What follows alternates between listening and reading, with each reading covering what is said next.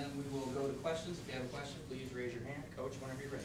Really excited about the 2018 class. I can still remember back to not feeling so great last year at the Dome and talking about this class and what I thought they had the capabilities of achieving. And you know, I remember some people giggling, even smirking about making a statement like that based off of the score last year. But I really did believe, I really had faith that these guys were a little bit different. And it didn't mean it was going to turn out the way it was supposed to turn out, but I really did believe in them. And for them to be able to accomplish what they have, second place in the ACC Atlantic with a first place start, media, last place start with the media, and then having an opportunity to maybe go do something that's very, very rare. I was telling the team the other night that 35 years of coaching, I've only been on 5 teams that's won. I'm pretty sure I'm not. I might be wrong. I see you going, Nate. Make sure you check it. I've only been on 5 teams that's won 10 games or more, which is an average of once every 7 years. Now, if you check my record, I haven't been at a USC, Ohio State, Alabama. I haven't been at any of those schools. So to not be one of those schools and have an opportunity to, you know, to win 10 games is very, very rare, and it's special. And we haven't done that yet. We have not, but we have an opportunity to do it, which is truly, truly amazing. And regardless of whether we achieve it or not, I'll always remember the 2018 class as being the class that did something that a lot of people didn't believe they could do. Questions? Mario, Coach, on your right, in the back. Hi, Coach. When did you know Eric was going to play, and then that performance that he gave today? I didn't know about the performance. I'm not that close. I mean, I don't have that kind of vision, but he did something. The first part of the week, he really wasn't that good, and then I can't give you the exact day. I don't know if it was Wednesday or Thursday. He did something that was. I always look at people in space. Okay, I'm a picture guy. I'm a movie guy. I got to see him in space, and he did something that looked really, really natural, like he wasn't thinking about his back. And I went over to him and I said, "Dad, is your back bothering you? Yeah, it didn't look like your back bothered you right there." And he says, "I'm feeling better. I'm feeling better." And the minute he said that, all the hair stood up on my arm. I mean, literally, he was looking at it, he started laughing. "Coach, look at your hair." All the hair started standing up on my arm because I knew right then we had a chance to win. Steven? Can you take us back even to Yankee Stadium? That moment where he went down, I think a lot of people who saw that thought it might be more serious than it was. What was your perspective, you know, going home? Was there concern early on that it was more? That's what, you know, it's what doctors are for. I'm not gonna do that stuff. Unfortunately, I was one of those guys that got hurt a lot. So I'm one of those, when I go out there asking the doctors, the trainers get mad at me. I'm like, "What's going on? What's your body? What's feeling?" Because I've been hurt so much that normally they'll say something. I'm like, "Okay, I've had that before. Okay, you'll be able to be back in 1 week, 2 weeks, 2 days." And the injury that he has, I've actually had it before, and I'm not going to say it publicly. But it's one of those things where depending on who the guy is, they could go. It just depends on who the person was. And I knew that with him and the way he fights, we had a chance. And it was not good early, but as young people do, they really recover very quickly once they're on the road. And that's what age does for you. And he recovered very quickly. Josh and then Nate. Dino, got a two-parter for you. One. Go slow. Yeah, I'll go part one first. What did he do on Wednesday or Thursday that you kind of thought he was bad? He took a ball. He took it's a read zone play, and I'm thinking that he was going to just hand it off. And he yanked it out at the very last minute, and then he burst, which is, like, if you got a bad, I'm not going to say what, you know, you shouldn't be able to do that. And he did it, and then I'm thinking, okay, that looks a lot better than I thought. And then all of a sudden another guy came at him and he zipped the ball out there to the perimeter, and I'm like, whoa. It was like one of those Secretariat things, or sea biscuits. I'm like, whoa. It looks normal. It looked normal, and that it's still getting me excited. And I was like, whoa. I mean, you know, so if he can do that, and we still got a chance another 48 hours, he might be able to put in a performance, which he did. What's the second one? Yeah, so part two, I was curious just what you make, obviously, over the last 3 years, you've seen Eric's kind of very charismatic and outgoing on the field. Curious what you make of that throughout a game like today? It seems like it kind of keeps it going and fired up in the game like today. So Eric's weird. You know, he doesn't. He's weird because he's a quarterback. He's not weird. He's a football player. It's just that you don't see a lot of quarterbacks like him, and that's the weird part about him. And I finally learned that you can't talk to him like a quarterback. You have to talk to him like a linebacker. And if you talk to him like a linebacker, then he's not so weird. Nate? Like I asked when you were looking over the stats, what made you go? That's a legitimate question. I looked at the 11 for 22 on third down. I saw the amount of plays that we ran. We're running 93 plays, considering that we were just sitting there and letting the clock eat off for part of the fourth quarter, which meant we probably would have went over 100 plays, which was part of it. And then just looking at how many turnovers we got, which was a really, really positive thing. So one other thing I noticed is, coming into the game, you were down, I think, 3 defensive starters. Hofford third sticks his helmet on a ball and forces a fumble. How cool is that? Strickland bowls over a guy and set up a short touchdown. Dungy knocks a guy out of the game briefly. They lose their 2 bookend defensive ends who are all ACC type players. I mean, this was a game coming in, you felt you needed to match their physicality. I thought you guys took it to it more. We got the toughest punter in the ACC. How about that? Kicker. Excuse me. A kicker knocking the doggone ball out. Daddy's proud on that one now.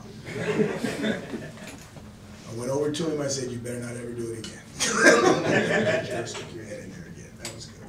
That was good. But to say something, I think your program's deep enough now where you can withstand some losses and still punish it. I'm not going to go there with you. Not, Nate. We're not. Okay. We want to be deep enough so we can play at the highest level. We want to be deep enough so we can play with the teams that we lost to. Okay. And we lost to 3, but there's 2 of them that are a lot deeper than us. Okay. And we want to be able to play with those teams, and that's our goal. Matt and then Kate? This is a game that in years past, or even games past, might have ended up in a shootout. What did you see from the defense, and specifically from the linebackers, that really kept this game? I mean, how proud are those guys? I mean, you got Kendall Coleman, you got Cord, you got Josh Black not playing, and you're going up against Dylan. And Dylan's, I'm getting mad, I can't remember his name. His backup can run the ball too. He's really, really good as well. And for those guys to be able to keep those rushing numbers down to that and to get after that quarterback, unbelievable. Now, they didn't get a lot of sacks, I'm pretty sure. I shouldn't say I'm pretty sure. I don't think they got a lot of sacks. But I tell you, they got a lot of pressures. And the linebackers and the DBs, how many PBUs did you see? How many times did you see a guy touch a ball and either drop it, or touch a ball and have a defensive guy knock the ball out, or touch a ball and have a defensive guy hit him and the ball come out? I mean, those guys were flying around and they were playing good, sound defense. So, really proud of their effort, and they should be commended. They really do, because they didn't get down on themselves. It was the next man up attitude, and they came out to play. Kate? Coach, I'm going to put you on the spot, but I've never been on the spot before, Kate. This should be outstanding. before the season, I asked you to describe the upcoming season in a movie, and you said Saving Private Ryan.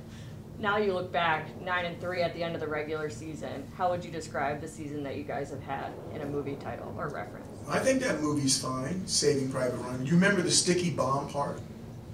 Tell me. Tell me about it. I've seen it. It's been a while. You just jumped up there and said you knew. You don't know. She did what any good reporter did. She just ran and said yes. I'm going to tell you about the sticky bomb part. So they had to make a bomb, and they talked about taking, I want to say, the C4 out of landmines, and they stuck them. They had to take their boots off and stick them in their socks. And then they had to get axle grease and put a fuse in there and stick it. Someone had to run up there with all the bullets flying and stick it on the side of the tank, and it's called a sticky bomb. Okay. And then light the fuse. Oh yeah. I do. Okay. I would say something, I'd get in trouble. Okay. All right. But it's one of those things. It's faith, belief without evidence that this thing's going to work, even though you've never heard it before.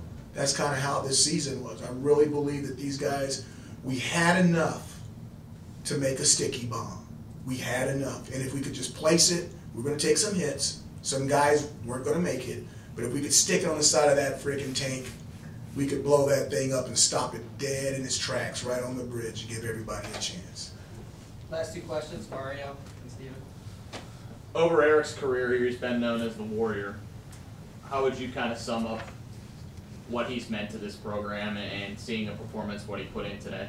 You know, if that's okay, you can call Eric Dungy. Definitely could be a Warrior.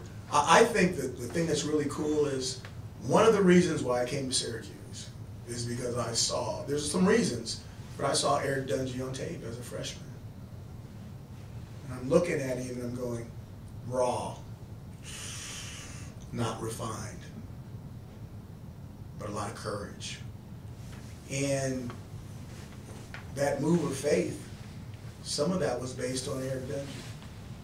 So I think Eric Dungy needed us, and I think that Syracuse needed Eric Dungy, and it's like a marriage. Together we're making this thing work. And I wish him, he's got one more game with us, and I wish him nothing but the best. And I think he's got a lot more to come, because I just don't think his stuff is ending here. There's not a lot of guys like him. There just really isn't. Last question, Steven. I'm just curious from watching Eric today. Steve, you look pretty relaxed right there. You got your leg crossed, you got your phone balanced up there like a teeter-totter.